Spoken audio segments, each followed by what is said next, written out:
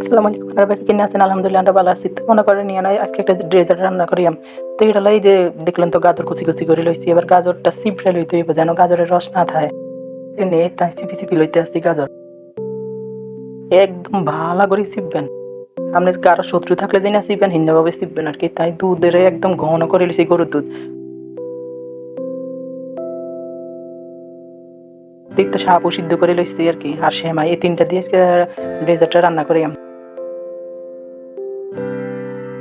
তো দুধটা কিন্তু অনেক ঘন করে নিতে হইব আপনার।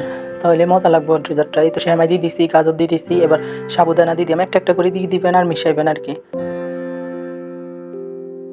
তো মনে করেন অনলাইনে দুধ জাল দিয়ে দিলে খাইতে চায় না। তো এরকম করে রান্না করে দিবেন। দুধও খাওয়া হইলো, সবকিছুই গেল। এসে পেটের মধ্যে সেমাইও গেল, গাজরও গেল, সাবুদানাও গেল। এই তো চিনি দিয়ে দিছি। মনে করেন বেশিক্ষণ রান্না করানো লাগে না। কারণ সাবুটা তো সিদ্ধ করা আর গাজর তো মনে করেন হয়ে যায় বলকাইলে একদম যেহেতু কুচি, কুচি করা। দুধটাও জাল দেওয়ার না। এই তো চান এত সুন্দর হইছে আর এত খাইতে অমায়িক হইছে। আপনারা করে কি করেন এত মজা হইতে কইছে। আপনারা এটা রান্না করে চাইন। তো আপনারা ভালো থাকেন। আল্লাহ হাফেজ।